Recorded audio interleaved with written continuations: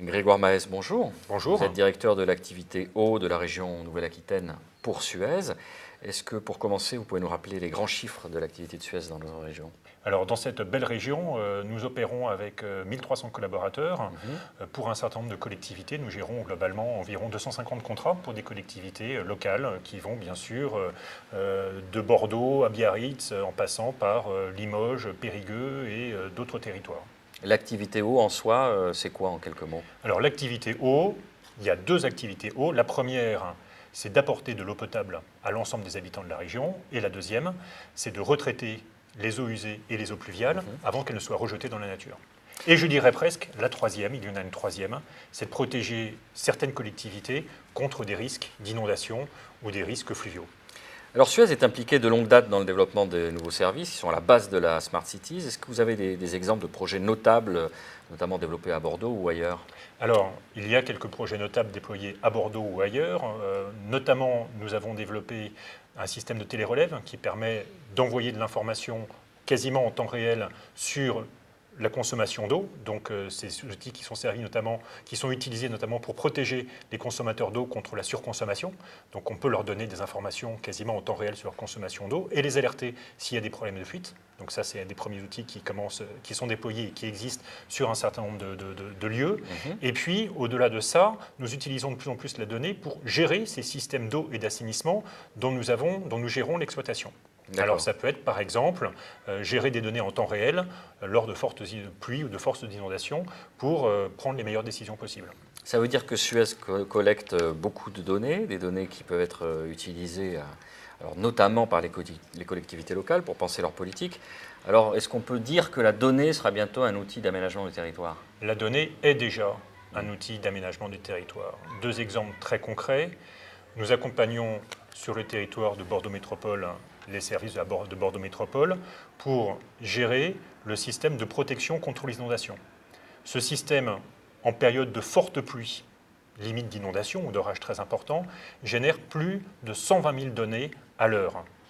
Donc c'est énorme, c'est colossal, et les systèmes que nous utilisons actuellement, les systèmes d'information que nous utilisons, nous permettent d'aider l'homme à gérer ces 120 000 données, parce que sinon je ne sais pas très bien, avec mon petit cerveau, je ne sais pas très bien comment est-ce qu'on y arriverait. Alors vous faites comment? Il y a des applications au-dessus, c'est des tableaux de bord? Alors ce sont des applications, des tableaux de bord, des systèmes de jauge en temps réel, l'information en temps réel qui arrive. Quand vous avez des réservoirs qui reçoivent l'eau pluviale, savoir où est-ce qu'ils en sont en termes de remplissage, le savoir en temps réel, c'est extrêmement important pour pouvoir éventuellement envoyer d'autres flux d'eau sur d'autres outils.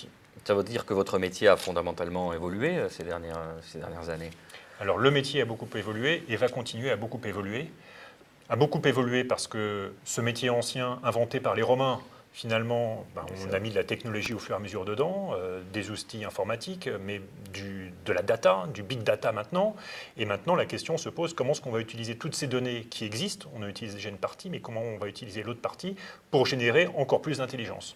Alors comment, justement? Alors écoutez, tout simplement là, il y a de façon très concrète, il y a actuellement des choses qui sont lancées, des programmes de recherche qui sont lancés, notamment les territoires de Biarritz, des Pyrénées-Atlantiques, des Landes et un bout de l'Espagne, du territoire espagnol, se sont mis ensemble pour lancer une étude en vue d'affiner les plans d'action liés à l'impact de la houle sur le littoral. On s'aperçoit que le littoral est de plus en plus fragile, la côte est de plus en plus fragile, et donc avec toutes les données qu'on peut recevoir, comment est-ce qu'on réfléchit pour créer des protections pour protéger le littoral? Alors, ce sont des démarches qui sont en cours. C'est un exemple très concret. Vous savez que le corollaire, la question qu'on se pose dès qu'on parle de big data, dès qu'on parle de données, on parle ensuite de sécurité. Oui. Alors comment on fait pour que ce soit sécurisé ces données et qu'elles restent utiles? Alors déjà, la donnée, pour qu'elle soit utile, il faut qu'elle soit communicable. Donc nous communiquons le plus de données possible avec les collectivités avec lesquelles nous travaillons, parce que la donnée ne nous appartient pas. La donnée, voilà. Donc ça, c'est la première chose. La deuxième chose, pour la sécuriser, nous travaillons avec un certain nombre de prestataires, externes ou internes, dans des data centers ou autres, qui permettent de sécuriser cette donnée et de la protéger contre tout ce qui peut se passer, qui peut être uniquement un problème électrique. Mais c'est important que cette donnée soit protégée en temps réel pour éviter qu'elle soit mal utilisée ou qu'elle soit abîmée, tout simplement. Oui, on ne pense pas forcément spontanément à des problèmes électriques, on pense souvent aux hackers ou des gens qui... Non, mais dans une entreprise, la première des problématiques de la donnée, c'est souvent des choses très simples. C'est le serveur qui tombe en panne, alors oui, il peut y avoir le hacker, mais et ça on a vu encore récemment que les hackers attaquaient fortement les entreprises. Le fait que ça soit bien géré par des gens qui sont professionnels, qui savent protéger les choses, qui savent mettre en place des murs contre ceux qui veulent rentrer, et ça se passe très bien. Qu'est-ce qu'on peut vous souhaiter, dernière question pour Suez, pour les années qui viennent? Écoutez, je pense que, comme pour beaucoup de métiers, ce qu'il faut nous souhaiter, c'est de continuer à innover, d'apporter des innovations sur les territoires avec lesquels nous travaillons, de travailler de façon collaborative avec ces territoires, avec les collectivités et aussi avec les entreprises qui sont sur ces territoires, parce que moi je suis convaincu que c'est ensemble qu'on réussira à tirer le monde en avant. Grégoire Maes, merci d'avoir répondu à mes questions. C'est moi qui vous remercie.